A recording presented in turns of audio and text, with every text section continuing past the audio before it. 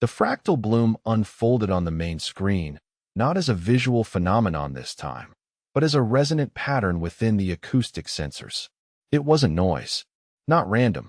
Dr. Eris Thorne hadn't allowed himself hope for 20 years, not since the SETI funding dried up, but this was structured, self-similar at every scale, a mathematically perfect echo of something impossibly complex. He felt a prickle at the back of his neck, a phantom chill despite the sterile, overcooled air of the Nevada facility. Confirming non-terrestrial origin, Ben, the comms specialist, announced, his voice tight. Signal strength is consistent. It's not decaying. It's intentional. Eris ran a hand through his thinning hair, ignoring the ache in his shoulders. He dedicated his life to this moment, to the probability, however slim, of not being alone. But the mathematics weren't inspiring exhilaration. They were unsettling, like looking at a building constructed of impossible angles. Days blurred into weeks, the signal relentlessly repeating, a cosmic metronome. The team, a hastily assembled international consortium, worked around the clock, applying every linguistic algorithm, every decryption key. Progress was agonizingly slow. It wasn't a language as they understood it. No phonemes, no grammar. It was conceptual, direct encoding of ideas, bypassing the clumsy constraints of symbolic representation. Then came the breakthrough. Dr. Chun, the team's resident computational linguist, discovered a repeating sequence, a core pattern that acted as a key. I think it's an address, Chun said, her voice trembling with exhaustion. A designation. It's identifying itself. The translation wasn't immediate, wasn't a neat sentence forming on the screen. It unfolded like a blossoming flower, layer by layer. First, the raw data converted to visual glyphs, elegant, almost calligraphic symbols that seemed to shift and breathe on the monitors. Then, conceptual approximations, obligations, agreements. What kind of services are we talking about? Ben asked, his brow furrowed. Eris, lost in the cascade of translating data, barely registered the question. He'd anticipated a message, a greeting, a request for information. He hadn't anticipated this. He scrolled through the translated text, the implications slowly sinking in, heavy as lead in his gut. It's an invitation, he finally said, his voice raspy. To join the League of Worlds. The room fell silent, save for the hum of the servers. A league? Like the UN? Chen asked. Eris shook his head, scrolling further. The terms were precise. Disturbingly so. Not exactly. It's a hierarchy. A patron-client relationship. We offer services. For consideration. Ben swore under his breath. What kind of services? The answer scrolled across the screen, chilling in its bureaucratic precision. Labor. Resources. Technological contribution. And then, the duration. 100,000 years. Eris felt a tremor run through him, the blood draining from his face. He gripped the edge of the console, knuckles white. It wasn't an invitation.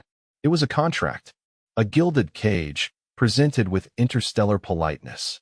A trap woven from mathematical elegance and cosmic indifference. The message concluded with a final, formal statement. Compliance signifies acceptance. Non-response will be interpreted as disinterest and may result in revocation of potential benefits. The implication hung in the air, unspoken but undeniable. Disinterest wasn't an option. The universe, it seemed, didn't reward stubbornness. It offered deals, and some deals were simply inescapable. The ship hadn't arrived so much as manifested. One moment, empty sky, the next, a void where light should be, resolving into a geometry that violated Euclidean space. No sonic boom, no atmospheric distortion, just presence, a cold weight pressing down on the collective unconscious of the city. Energy signatures are peculiar, Ben said, his voice tight, eyes glued to the cascading data streams on his console. Not radiation exactly, more like a localized distortion of the Higgs field. It's penetrating the atmosphere, but not interacting with it. Like we're not even there. Eris barely registered the technical jargon. He was staring, transfixed at the impossible vessel. It wasn't a display of power, it was an assertion of otherness, a casual disregard for the laws of physics that underpinned their entire civilization. A chilling demonstration that they weren't dealing with conquerors, but something fundamentally different. They requested a meeting location. Ben continued, scrolling through a comm channel. The UN General Assembly Hall. Standard protocol, apparently. And a list of attendees. Very specific. The list appeared on Eris's screen. A constellation of diplomats, scientists, historians, and, inexplicably, a genealogist, a specialist in pre-Columbian pottery, and a certified planetary environmental compliance auditor. What in God's name? Eris breathed, his throat constricting. They want verifiable proof of ancestral lineage, going back 10,000 years, Ben said flatly. For everyone on the list. And a comprehensive report on Earth's ecological footprint. Plus, documentation confirming compliance with the Kyoto Accords, retroactive to 1997. The meeting proceeded with an unsettling precision. Zyler, the Kaidan ambassador, wasn't imposing in stature. He was small, reptilian, with skin like polished jade. His eyes, vertically slit, held no discernible emotion. He didn't speak at them, but through them, the voice resonating not in their ears, but directly within their skulls. A bypass of the auditory cortex that felt distinctly invasive. We appreciate your prompt compliance, Zyler said, the words devoid of warmth. The preliminary audit is acceptable, though certain historical discrepancies require further clarification. The discrepancies, Eris quickly learned, weren't about factual inaccuracies. They were about interpretations. The Kaidan weren't interested in objective truth, but in subjective narratives. They wanted to understand how humans perceive their own history. We require a detailed accounting of all conflicts throughout your species' history, Zyler continued. Not merely the events themselves, but the underlying ideological motivations, the perceived injustices, the collective grievances. You want to know what we fight about? Eris asked, his voice barely a whisper. Precisely. And a comprehensive assessment of your cultural debt. To your planet. To your ancestors. To each other. Ben cleared his throat. Cultural debt? Your species has taken more from its environment than it has given back. Your ancestors have burdened your present. Your social structures perpetuate inequality. These are quantifiable metrics. We require documentation. The requests escalated. Genealogical charts stretching back millennia. Detailed maps of resource depletion, psychological profiles of key historical figures, analyses of artistic expression. It wasn't an investigation, it was an archaeology of the human soul, a chilling dissection of everything that made them. It's not about brute force, Eris murmured, running a hand through his hair. It's about something else. They're not interested in conquering us. They're interested in auditing us. He felt a growing sense of dread. A cold certainty that they were facing something far more insidious than any war. A slow, meticulous dismantling of their identity. A bureaucratic subjugation disguised as cosmic scrutiny. It wasn't a welcome, it was a reckoning. And humanity, he suspected, was hopelessly in debt. The world, predictably, fractured. Not with a bang, but a cascade of broken glass and amplified rage. News feeds, initially cautious in their framing of the Kaidan membership proposal, quickly devolved into a screaming match of accusations and counter-accusations. The details, a century of indentured servitude in exchange for, what exactly? Technological crumbs? The illusion of cosmic significance had leaked, and humanity, faced with the sheer bureaucratic audacity of it all, had lost its collective composure. Eris Thorne hadn't slept in 36 hours.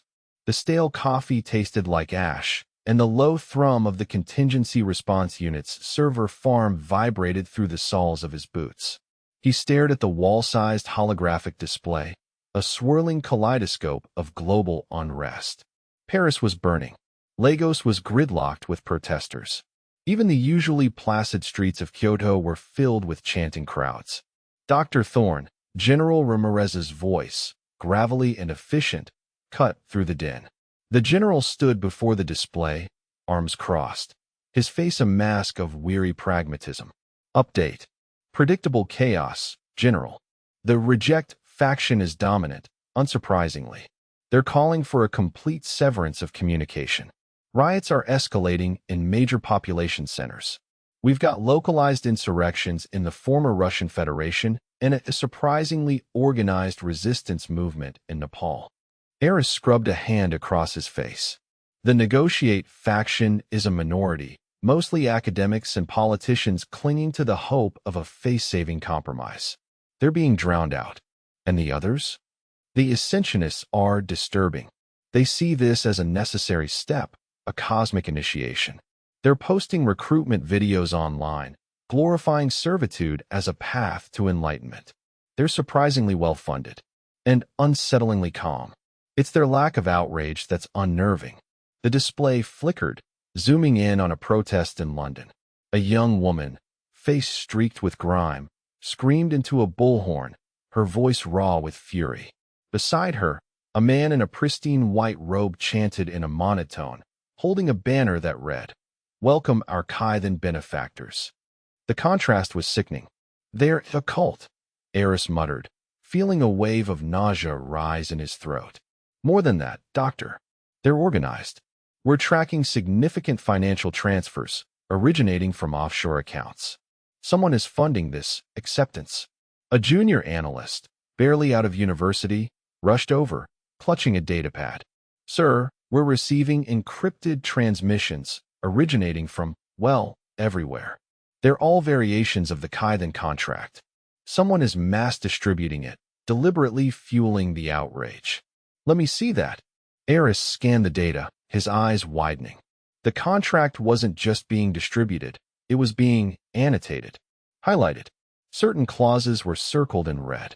It was as if someone was deliberately pointing out the most egregious terms, stoking the flames of rebellion.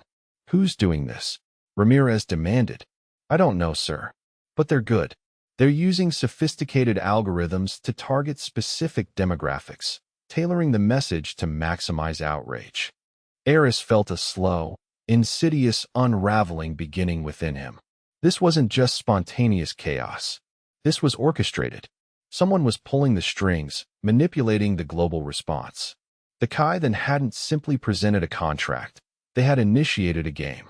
And humanity, it seemed, was merely a pawn. He stared at the holographic display, the swirling chaos mirroring the turmoil within him. The contract, a seemingly innocuous document of bureaucratic procedure, now felt like a trap. A meticulously crafted mechanism designed to break them, to strip away their identity, to reduce them to curated exhibits in a cosmic zoo. It wasn't about enslavement, he realized with a chilling certainty. It was about control, about a slow, insidious dismantling of everything they were. And the worst part was, someone on Earth was helping them. Someone was actively facilitating the unraveling. He tasted metal on his tongue. The game had begun, and humanity, blindly raging, was walking straight into the abyss. 70 hours. 70 hours without proper sleep, fueled by synthetic coffee that tasted vaguely of burnt plastic and desperation. The words swam on the display, a cascade of legal jargon meticulously crafted to obfuscate, to bury the truth. He ran the decryption algorithms again, then again, each pass confirming the horrifying pattern. It wasn't about resource extraction, colonization, or even subjugation in the traditional sense. It was something far stranger. His fingers trembled as he highlighted a subclause buried within Section 7, subsection Delta, the Preservation Protocol. The sterile white of the office seemed to press in on him, the air growing thin. He read it again, and again, each iteration driving the icy realization deeper into his bones. They didn't want to rule humanity. They wanted to curate it. Existential preservation, the text stated, with chilling detachment. The sustained maintenance of cultural integrity, historical accuracy, and biological diversity. It detailed protocols for monitoring everything: art, music, literature, even conflict, ensuring its authentic reproduction for whom? For what purpose? A wave of nausea rolled over him. He imagined Earth, not as a conquered planet, but as a meticulously recreated historical exhibit. Victorian London, painstakingly rebuilt, populated by individuals unknowingly performing a role in an alien spectacle. The American Civil War, reenacted for the amusement of beings who viewed it as a cultural artifact. A living museum, sealed off from the universe, its inhabitants oblivious to their status as exhibits. He pictured a Kythan curator, a small, reptilian figure, observing a digitally recreated Colosseum, commenting on the robustness of the gladiatorial tradition. The thought sent a shiver down his spine. It wasn't simply enslavement. It was a fate worse than annihilation. A slow, insidious erasure of agency, purpose, and self-determination. He had to tell someone. Now, he initiated a secure channel to Director Vance. The connection established, Vance's image flickered onto the display, his face a mask of bureaucratic impatience. Thorne, what is it? I'm in a critical meeting with Zyler. Director, I've analyzed the contract further. It's not what we thought. It's not about servitude. It's about preservation. They want to turn Earth into a living museum, a curated exhibit. Vance's expression barely changed. A museum? What are you talking about? They're not interested in our resources, our technology, or even our labor. They want to preserve our culture, our history, everything. They're implementing protocols to monitor and maintain our societal structures, to ensure their authenticity. Thorne, with all due respect, you're letting your imagination run wild. We've been over this. The terms are harsh, yes, but they're negotiable. We need to focus on securing the best possible outcome. Negotiate what, Director? The authenticity of our suffering? The meticulous reproduction of our conflicts? They don't want to coexist with us. They want to own us, to curate us as if we're some exotic species in a zoo. His voice rose, laced with desperation. Vance sighed, his gaze drifting towards something beyond the viewport. We're in a meeting, Thorne. Can it wait? Director, this isn't something that can wait. They're already implementing the protocols. I've found evidence of designated preservation zones, areas where they're subtly manipulating societal structures to maintain a specific historical paradigm. Thorne, I appreciate your diligence, but it's not about diligence. It's about understanding what they're doing. They're not offering us a place in the League of Worlds. They're offering us a gilded cage, a meticulously crafted, endlessly repeating exhibit for their amusement. He slammed his hand on the console, the holographic display flickering violently. Vance's image stabilized. Look, I have to go. We'll discuss this later. Just try to remain calm and focus on the technical aspects of the contract. The connection severed, leaving Thorne staring at a blank screen. Calm. How could he be calm? They weren't facing enslavement. They were facing something far more insidious, far more dehumanizing. They were facing a meticulously crafted, existential erasure. He had to find a way to expose the truth, to wake everyone up before it was too late, before Earth became nothing more than a perfectly preserved exhibit in an alien museum. The energy signature was wrong. Not dangerous, exactly. More like a subtle dissonance, a tremor in the background radiation that prickled at the base of my skull. It clung to the village of Hollow Creek, Pennsylvania, like static. Hollow Creek hadn't been Hollow Creek for a week. Not really. It had been refabricated. The Kythan hadn't descended in warships or demanded tribute. They'd simply adjusted the parameters. They hadn't stormed the town. They'd overlaid it. A seamless replication, down to the chipped paint on Mrs. Gable's picket fence and the slightly off-key chime of the church bell. But the bell hadn't been rung by a human hand in days. My stomach tightened, a cold knot forming beneath my ribs. I adjusted the scanner on my wrist, the device registering a complex web of microtransmitters embedded within the soil, woven into the fabric of the buildings, even incorporated into the genetically modified rose bushes that bloomed in perpetual, unnaturally vibrant hues. The villagers moved with a disconcerting uniformity. Not panicked, not oppressed, simply efficient. They performed their tasks, tending gardens, sweeping porches, chatting by the general store, with a mechanical precision that sent shivers down my spine. Their eyes, when they met mine, were empty, not vacant in a way that suggested intellectual disability, but empty of interiority, as if someone hadn't simply removed their thoughts, but had never allowed them to form in the first place.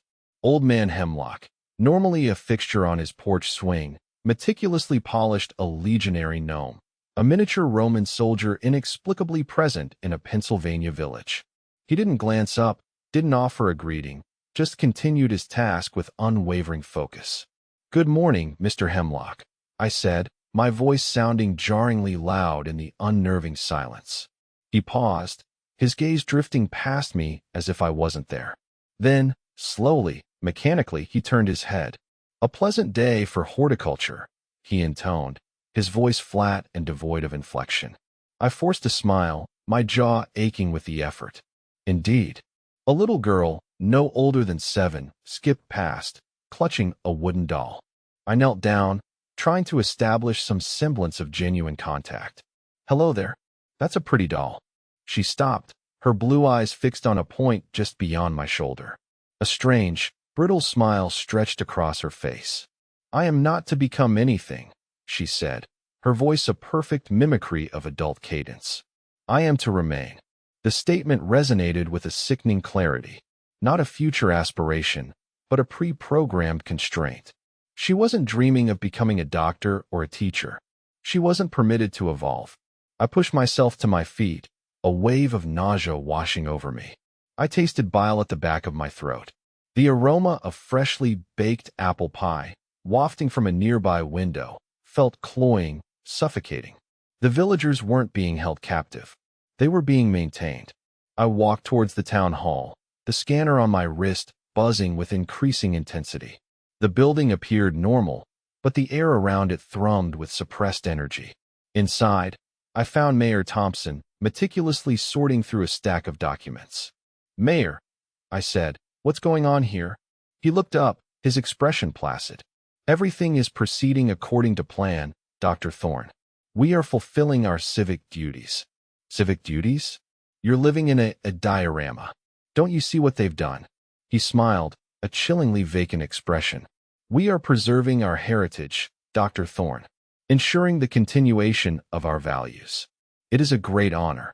I wanted to scream, to shake him awake, but I knew it was futile. He wasn't a prisoner. He was a component. A perfectly calibrated part in a meticulously crafted, endlessly repeating exhibit. My hand instinctively went to the comms unit on my wrist. I needed to report this, to get Vance to understand. But even as I began to activate the device, I knew it was a waste of time. This wasn't about control. It was about curation. And we, it seemed, were the exhibits.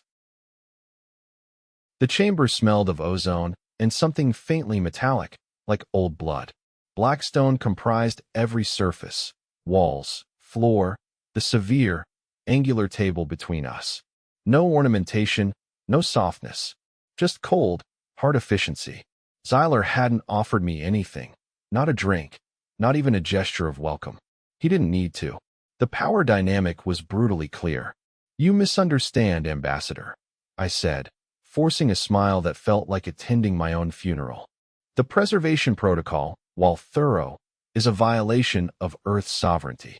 We didn't ask to be preserved. We're a spacefaring civilization. We want to participate, to contribute to the League, not be cataloged." Zyler's golden eyes, with their vertical, slit pupils, didn't blink. His reptilian lips barely moved as he spoke, his voice a clipped, precise monotone. "Sovereignty is a fluid concept, Dr. Thorne, particularly amongst species exhibiting instability. The League prioritizes galactic stability. Preservation ensures that instability does not spread." He tapped a data pad with a clawed finger, the action echoing in the silent chamber. "Your species has a documented history of internal conflict, resource depletion, and irrational behavior. We're imperfect," I countered, resisting the urge to clench my fists. "But we're evolving. We're learning from our mistakes. The protocol stifles that evolution. It prevents us from becoming better." "Improvement is irrelevant," Zyler said, his voice devoid of emotion. Functionality is paramount. The League does not require innovation. It requires predictability, efficient resource allocation, stable populations. He paused, his gaze sweeping over me with detached curiosity. Your concerns are anthropocentric, Dr. Thorne. You assume your species' trajectory is inherently valuable. It is not. I shifted in my seat, the polished stone cold beneath me. So, you're saying we have no agency? No right to determine our own future? Agency is an illusion. Every species within the League functions according to its designated role. Some contribute technology. Some provide raw materials. Others are preserved. He tapped the datapad again, displaying a complex schematic. The League is not a utopian alliance, Dr. Thorne. It is a stratified hierarchy, a system of patronage and control. Control? You mean domination. The words tasted bitter on my tongue. Zyler's lips curved in a fleeting, almost imperceptible expression that might have been amusement. A harsh term. We prefer guidance. Unstable species require assistance. Preventing self-destruction is not domination. It is responsible galactic citizenship. And if we refuse? I asked, knowing the answer, but needing to hear it nonetheless. Refusal is illogical. The League has numerous incentives and consequences. Your planet is vulnerable, Dr. Thorne. A single orbital disruption, a carefully engineered pathogen, such things are easily achieved. We prefer peaceful integration, but we are not without resources. He paused again, his gaze unwavering. The preservation protocol is not a punishment. It is an opportunity, a chance for your species to exist, even if it is not in the way you desire. It is, ultimately, the most efficient solution. I stared at him, a wave of despair washing over me. He wasn't negotiating. He was delivering a decree. We weren't being invited into a community. We were being contained. A specimen in a gilded cage. You talk about efficiency, I said, my voice barely a whisper. But what's the point of stability if there's nothing left to live for? Zyler didn't respond. He simply tapped the datapad once more, dismissing my question as irrelevant. The blue light of the chamber seemed to intensify, pressing down on me, suffocating me. I was beginning to understand. This wasn't about preserving us. It was about preserving them, their power, their control, and we were just another exhibit in their meticulously curated galaxy.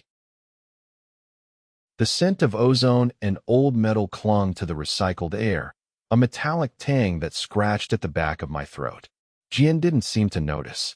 She moved through the cavernous section of the derelict vessel with an unsettling grace, her boots clicking softly on the grid flooring. Around us, automated salvage drones, tiny and purposeful, were stripping the ship piece by piece, reducing it to raw materials. Not a rescue mission, a disassembly, a systematic dismantling of history. They didn't just crash this ship, I said, my voice echoing strangely in the void. A shiver traced its way down my spine, despite the climate control working overtime. The cold wasn't temperature-related. It was the intentionality of it all. Jian paused, her head tilting slightly. Her dark eyes, always analytical, scanned the surrounding chaos. Probability favors mechanical failure. Structural compromise. Standard incident. Her tone was clipped, devoid of inflection. She always spoke as if reciting a technical report. Look at it, Jian. They disabled the warp drive after initiating the jump, severed the primary power conduits with surgical precision, and then they remotely activated the emergency beacon, broadcasting a distress signal that conveniently led us right here. My knuckles were white, gripping the datapad. I scrolled through the sensor logs again, the data confirming my suspicions. She didn't respond immediately, her gaze fixed on a section of hull plating that had been peeled back, revealing a twisted tangle of wiring. Efficient salvage protocol minimizes debris fields, prevents navigational hazards. Perfectly logical. Logical doesn't explain why they didn't just tow it, or why every attempt to recover the ship's core memory was met with resistance. I swallowed hard, remembering the encrypted firewalls, the self-destruct protocols, the sheer determination to erase any trace of the vessel's origin. Their technology is robust. Jian's lips curved into the barest hint of a smile. They safeguard their assets. We moved deeper into the ship's gutted interior, passing through what had once been crew quarters. Everything had been meticulously stripped, leaving only hollow shells and the faint ghost of lives lived and lost.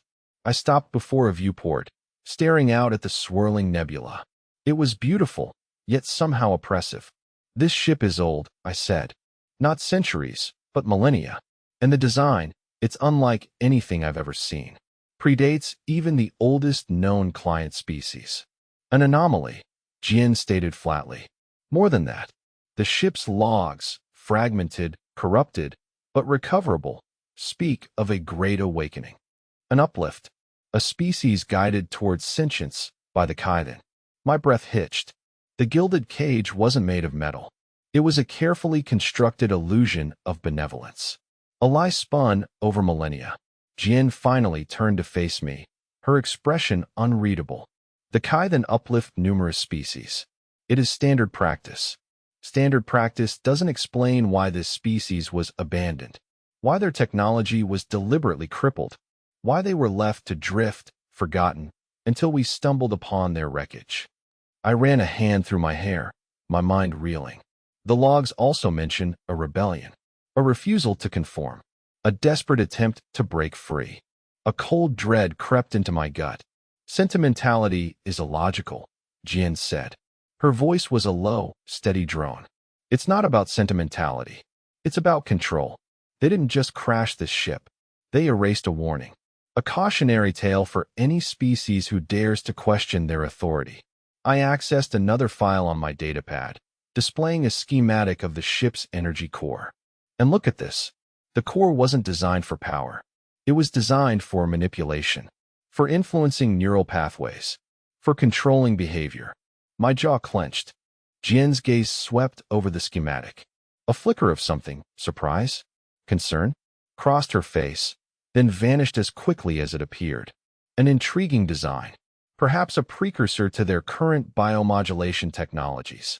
It's a weapon, Jian, a tool for suppressing dissent, and they didn't want anyone to find it. I looked back at the swirling nebula, a sense of profound unease settling over me.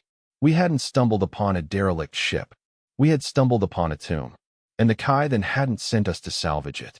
They had sent us to silence it. The stale air tasted of ozone and recycled protein. Rain hammered against the viewport of the salvage runner, each drop a percussion beat against the frantic thrum of the ship's engines. I traced the condensation with a numb fingertip, the weight of Zyler's contract, our species' contract, pressing down on me like a physical burden. 100,000 years. Indentured servitude. The numbers swam before my eyes, cold and immutable.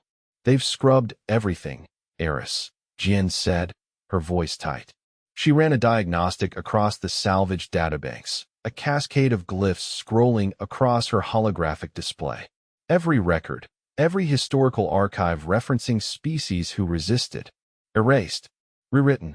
It's meticulous. Meticulous didn't begin to cover it. It was an act of cultural vivisection. A low chuckle drew my attention. Tiberius, a former astrophysicist and current black market tech broker, was dismantling a Kaiden surveillance drone with unsettling calm. He hadn't bothered to change from his sleep robe, a faded silk garment adorned with what I suspected were illegally acquired neural implants. Resistance is a quaint term, Doctor. They don't bother with direct confrontations. Just assimilation. Absorption. A slow, deliberate extinguishing of identity. He didn't look up. His hands moved with the precision of a surgeon, dissecting the drone's circuitry. Think of it like a particularly thorough archiving process. Only the archive becomes the subject. And they think we won't notice? I asked, the question more a reflex than genuine inquiry. Notice? Of course, they notice. They allow for a certain level of discontent. A controlled burn, so to speak. It reinforces the narrative. See? They're unruly. They need guidance. The hatch hissed open, admitting a figure wrapped in a heavy, waterproof cloak. Kaya. I hadn't seen her since the initial briefing at the Lunar Coalition headquarters. She moved with a restless energy, her dark eyes burning with an intensity that felt bracing. "We have a network, Eris," she said, her voice low and urgent, bypassing formalities. "Small, fragmented, but it exists. Former diplomats, disillusioned scientists, even a few rogue security operatives. People who understand the stakes." She shed her cloak, revealing a worn pressure suit and a kinetic pistol strapped to her thigh. "They call themselves the Echo, and they've been monitoring Kythan communications for months." "Monitoring? What have they found?" Kaya approached the central console, her fingers flying across the interface. "Evidence of previous client species who failed to adapt. Worlds deliberately destabilized, resources systematically depleted, cultures fractured and absorbed. The Kythan aren't interested in slaves, Eris. They're interested in consumption, in dismantling entire civilizations and repurposing the components." A cold knot tightened in my stomach. It wasn't about labor. It was about liquidation. "They haven't accounted for the resilience of the human spirit," Kaya continued, her gaze unwavering. It was a familiar sentiment, a cliché even, but the raw conviction in her voice lent it weight. "Sentiment won't stop a bioengineered neural net, Kaya." "No," she conceded, a flicker of a smile touching her lips. "But it might just give us enough time to find a weakness." She turned to Jian. "What about the ship's logs? Anything salvaged from the derelict beyond what you've already analyzed?" Jian's fingers danced across the keyboard. "There's a fragmented subroutine, a residual data packet. It appears to be a communication log, a plea for assistance, transmitted from a species designated the heir of, approximately 5,000 years ago. It's heavily corrupted, but I'm attempting to reconstruct it." The console flickered, displaying a distorted image, a creature resembling a bioluminescent jellyfish, surrounded by swirling nebulae. A voice, crackling with static, filled the small chamber. "They promised ascension, a place within the League. But it's a lie. They drain, consume. The resonance, the very essence of being." The transmission abruptly cut out, replaced by a wall of static. Kaya leaned closer, her expression grim. "They weren't offering membership," she said, her voice barely a whisper.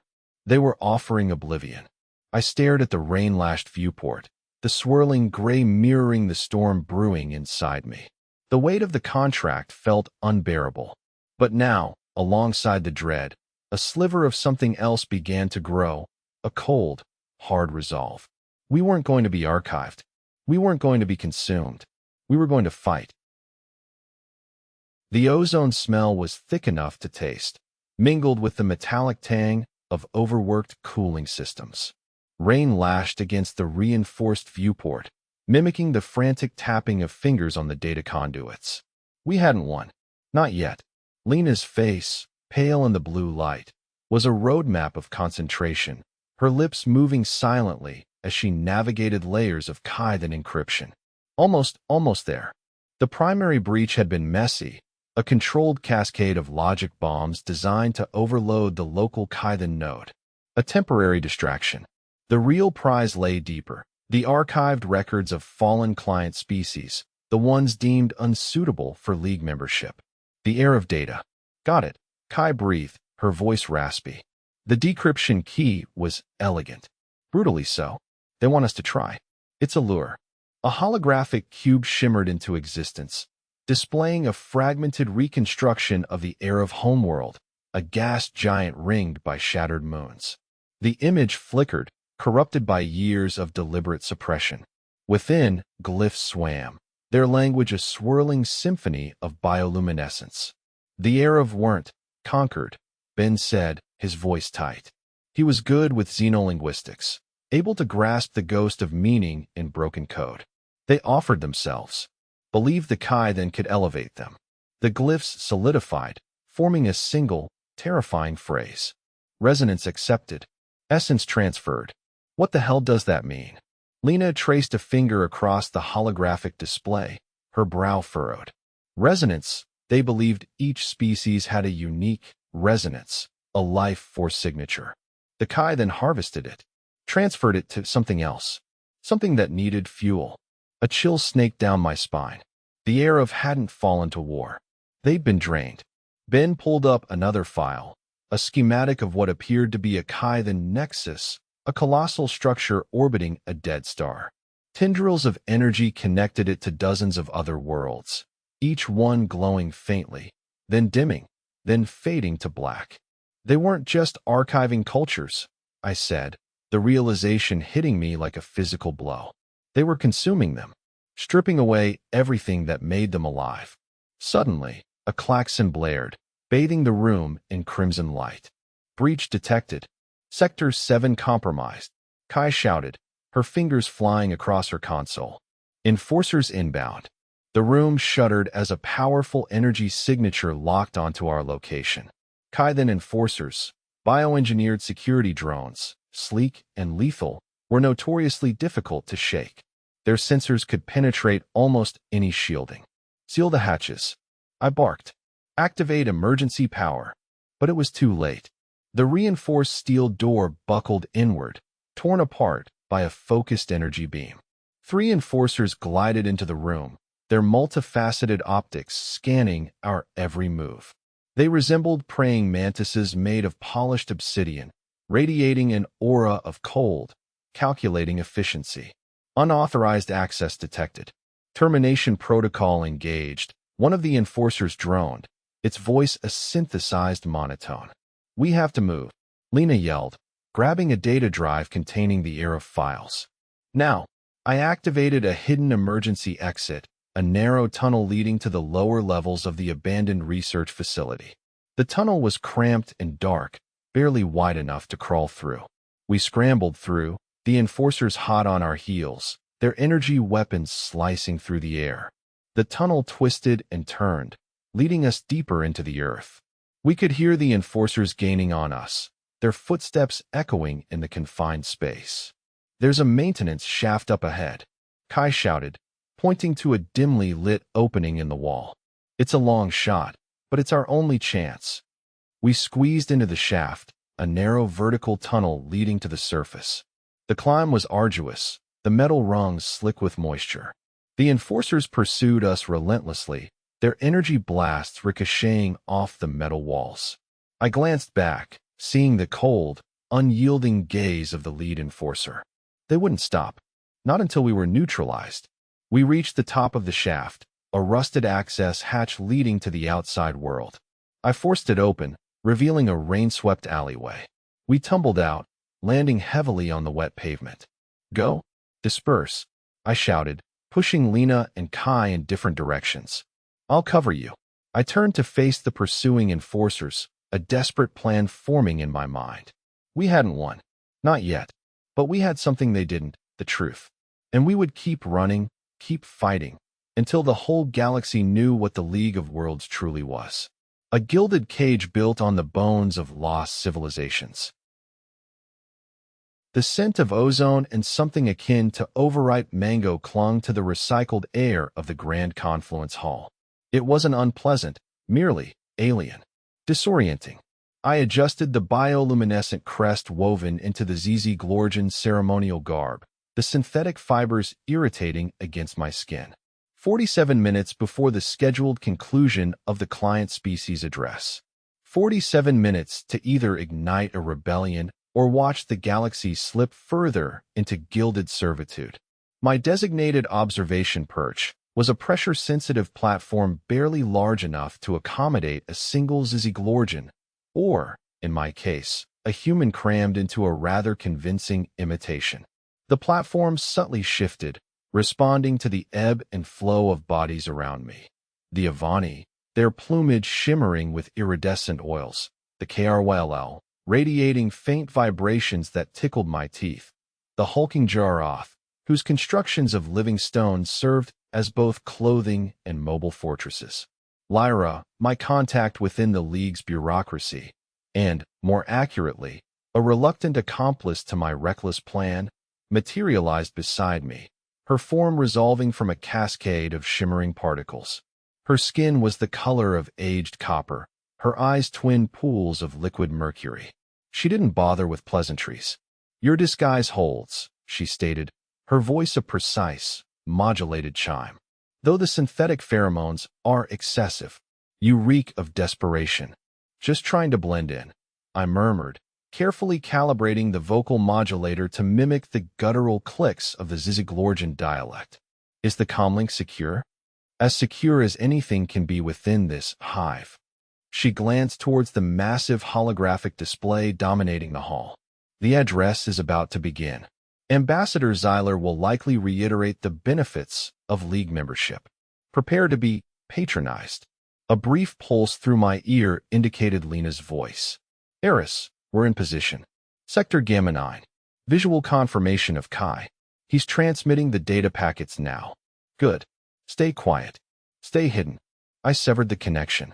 Every second felt like an eternity.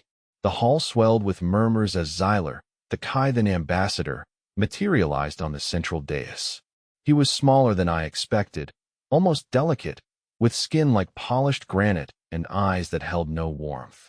His address began, a monotonous drone of bureaucratic jargon extolling the virtues of interspecies harmony and the protection offered by the League. I focused on Lyra. Her expression was unreadable, but I detected a subtle tightening around her eyes. She wasn't pleased with this charade. I activated the hidden microphone woven into the crest. Ambassador Zyler, I intoned, projecting my voice with the careful cadence of a Ziziglorgian elder. A question, if I may. The historical records, they are incomplete. Many client species speak of a previous league, one that dissolved. What became of it? Zyler's gaze flickered towards me, assessing, calculating. It wasn't a friendly look. An irrelevant inquiry, he stated, his voice like the scraping of stone. The previous organization was restructured. Its inefficiencies were rectified. Rectified by abandoning those who served it? I pressed, knowing I was walking a dangerous line. Several Giaroth nearby shifted their massive forms, their stony eyes fixed on me. A regrettable necessity, Zyler replied smoothly. The preservation of galactic stability sometimes requires difficult choices. Preservation? I scoffed, the sound muffled by the modulator. Or exploitation? Are we not merely tools, curated for your amusement? Living relics in your galactic museum? A wave of murmurs rippled through the hall. Lyra's lips thinned. Her hand hovered near a device concealed beneath her robes. Your insolence is noted, Zyler said, his voice dangerously low. Security. Attend to this disruption. Two hulking enforcers, their bodies encased in gleaming black armor, began to move towards me. My window was closing. But the records, I continued, raising my voice above the growing commotion, they also speak of rebellion, of species who refuse to be preserved. What became of them? The enforcers reached my platform. I braced for the inevitable. Then, a flicker on the holographic display. The image fractured, distorted, replaced by a cascade of data, fragmented historical logs, schematics of Kai-then control networks, evidence of systematic manipulation. Kai's signal. It was working. Chaos erupted. The hall descended into pandemonium. I looked at Lyra. A flicker of something, akin to hope, bloomed in her eyes. Now, she said, her voice barely a whisper, we see what happens. The hall rippled, not with the smooth flow of data anymore, but with fractured light and cascading error messages. Kai's signal hadn't just broken through, it had detonated. Zyler hadn't even finished processing the disruption before the enforcers, their black armor gleaming, found themselves facing not a single rebel, but a spreading infection. Contain the breach. Zyler's voice, stripped of all composure, echoed through the hall. His normally meticulous posture had dissolved into rigid tension. He hadn't anticipated a coordinated uprising. He'd expected isolated incidents, easily suppressed. This was different. An energy blast scorched the platform beside me, throwing sparks and molten metal. I dropped, rolling under a console, the metallic tang of burnt circuitry filling my nostrils. Pain lanced through my shoulder. A glancing hit. Adrenaline masked the worst of it. Milo Camare. Now, Lyra's voice, tight with urgency, crackled in my ear. She was already moving, weaving through the chaos, her small frame deceptively quick. She wasn't a soldier, but she possessed a fierce, unwavering determination. I pushed to my feet, ignoring the throbbing in my shoulder. The hall was a war zone. The holographic projections flickered wildly, now displaying not astronomical data, but schematics of Kythan defenses. Data Kai was feeding us. Enforcers fell, not to direct fire, but to targeted disruptions of their armor's energy fields. It wasn't elegant, but it was effective. "They're locking down Sector Gamma," a voice shouted from somewhere nearby. "The shields are going up." Lyra was already ahead, skirting the edge of a firefight. Her fingers danced across a control panel, bypassing security protocols. "We need to override the primary comm relay. Get a message out to the other client worlds." The air grew thick with the smell of ozone and burning plastic. Energy blasts lanced past, each one a searing reminder of the stakes. This wasn't just about Earth anymore. Kai's signal had spread like a virus, igniting sparks of rebellion across dozens of worlds. "The Kythan aren't used to resistance," Lyra said, her voice strained but focused. "They rely on predictability, on control. We're disrupting their patterns." We reached the comm array, a massive, intricate structure of shimmering conduits and pulsing energy nodes. Two enforcers stood guard, their weapons trained on us. Lyra didn't hesitate. She activated a sonic disruptor, emitting a high-frequency pulse that overloaded the enforcers' auditory sensors, sending them staggering back, clutching their heads. I moved quickly, connecting a data cable to the comm array's primary interface. "Uploading the override code now." "They're reinforcing Sector Gamma," another voice shouted. "The shields are almost complete." Xyler appeared on a nearby monitor, his reptilian face contorted with rage. "This insolence. You will be held accountable for this disruption. Enforcers, eliminate the source of the signal." His order was met with a renewed barrage of fire. The comm array hummed, then surged with power. "Code uploaded. Ready to broadcast." Lyra looked at me, her eyes reflecting the flickering lights of the console. "What do you say, Milo?" I took a deep breath, ignoring the pain in my shoulder. "This is Milo Thorne, broadcasting to all client worlds of the League of Worlds. For centuries, we have lived under the illusion of patronage. We have been told we are preserved, guided. But preservation is nothing more than control. Guidance is merely manipulation." The hall erupted into a frenzy. Enforcers swarmed towards us, their weapons firing. Energy blasts impacted the console, showering us with sparks. They fear us when we think for ourselves. They fear us when we demand freedom. They fear us when we remember who we are. My voice echoed through the comm array, amplified and broadcast across the League. "They tell us they are our benefactors, but they have stolen our futures. They have robbed us of our potential. Now is the time to reclaim what is ours." Xyler's face on the monitor was a mask of fury. "Silence this, traitor." But it was too late. On the monitors around us, we began to see it, reports flooding in from across the League. Rebellions erupting on Xylos, on Viridia, on countless other worlds. Ships breaking formation, colonies declaring independence.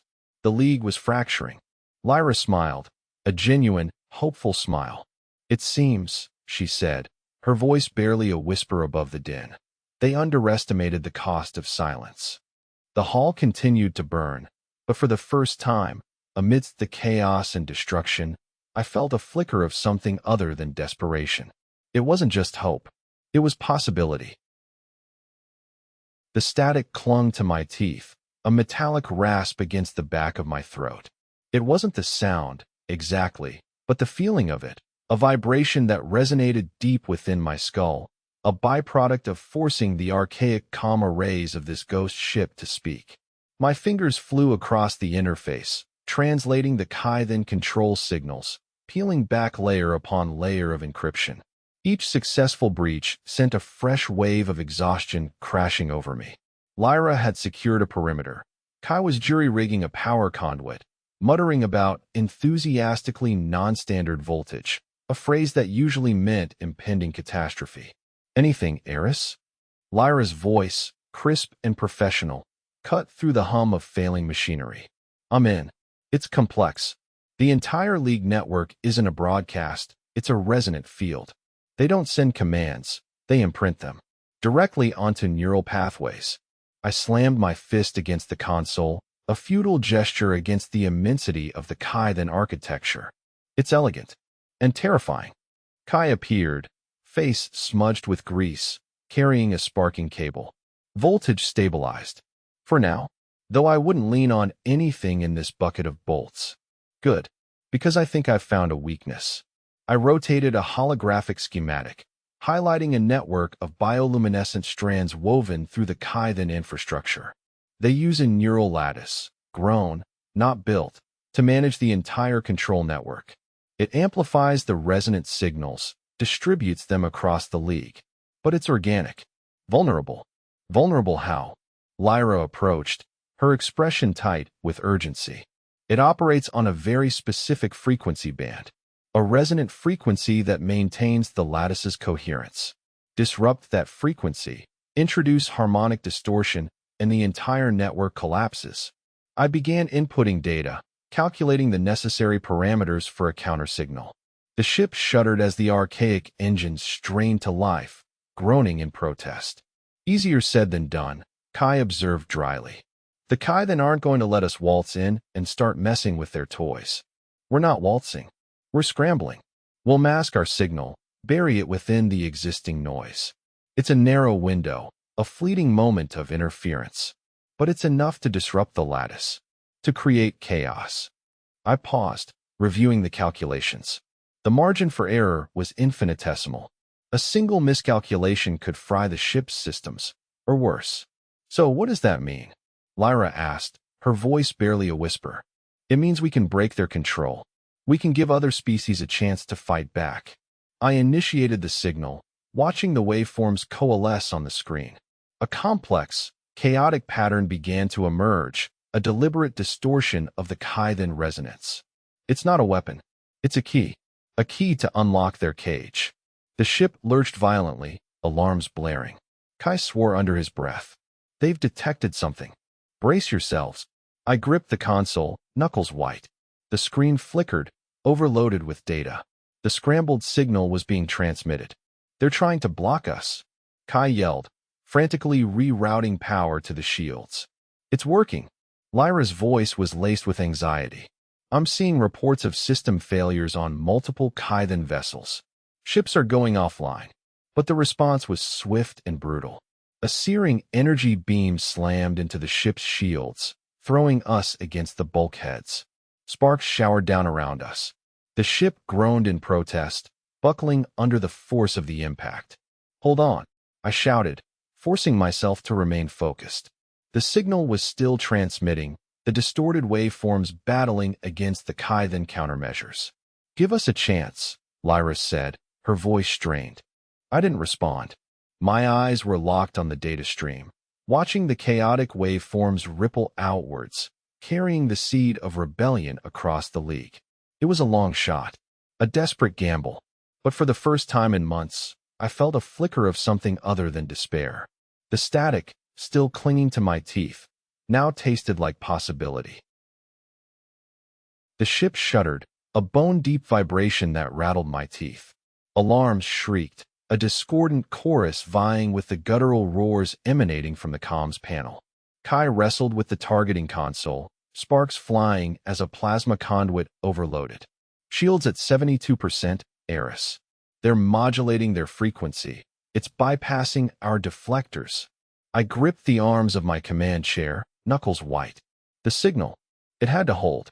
The waveform, a fragile thread of defiance woven into the Kaiden's monolithic communications network, pulsed across the main view screen. A distorted map of the League of Worlds blazed with a sickening green, each pinpoint a client species, each a potential ally, or a silent, compliant prisoner. Lyra, status on the bypass.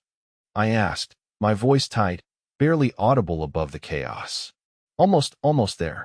Their firewalls are adaptive, but I'm forcing a root access. It's unstable, could fry the entire system. She didn't look up from her console, her face pale in the flickering light. A bead of sweat traced a path through the grime on her forehead. Do it. I said, the word eclipsed order. We don't have a choice. The ship lurched violently as another energy blast slammed into the shields. The lights flickered, threatening to plunge us into darkness. Shields at 58%. Kai yelled, his voice strained. They're focusing all their fire on us. They know what we're doing, I muttered. They're trying to silence us. The waveform on the screen solidified, resolving into a clear, albeit fragmented, image of my face. It was a crude transmission, but it was enough. It was reaching them. Scattered reports began flooding in from the comms panel, static-laced voices, confirming signal reception from scattered outposts, mining colonies, even a few of the Kaiden's own observation platforms. We're getting acknowledgments, Lyra exclaimed, her fingers flying across the keyboard. Scattered, but they're coming in. Species 7 Theta is reporting full signal. And Species 4 Gamma. They're rebroadcasting. A surge of hope coursed through me, a fragile counterpoint to the escalating violence. It wasn't just about breaking the Kaiden's control network. It was about awakening a collective consciousness, a dormant spirit of defiance. Shields at 41%. Kai's voice was a desperate shout. We're losing containment on Section 4. Hull breach imminent.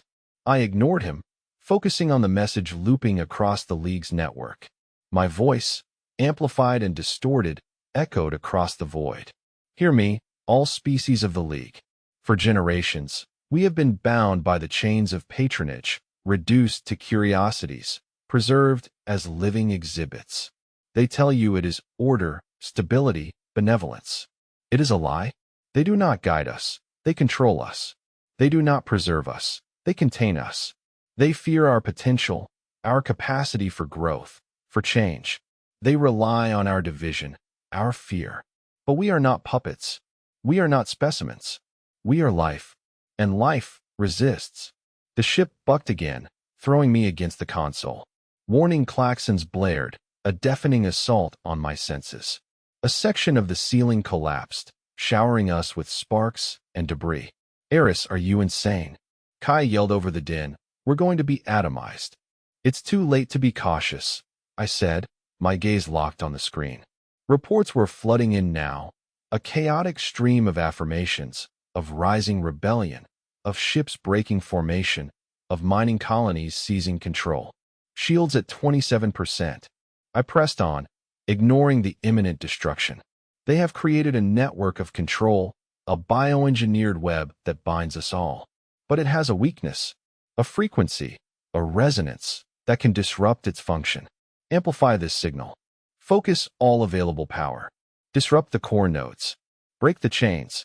A surge of energy coursed through the ship, overloading the systems. The bridge lights flickered and died, plunging us into near darkness. Lyra, the frequency? I rasped, my vision blurring. It's locked. Broadcasting, but the power drain. The ship groaned, a final, agonizing protest. Through the viewport, I saw it. The Kaiden flagship, a monstrous silhouette against the starry backdrop. It was turning, its massive energy weapons focusing on our position. But something was different. Across the void, I saw it, a flicker, a disruption, a cascade of emerald energy unraveling across the flagship's hull. Other ships, small and battered, were joining the fray, their weapons blazing, their energy signatures converging on the Kaiden command vessel. A smile touched my lips. The ship shuddered one last time, then everything went white.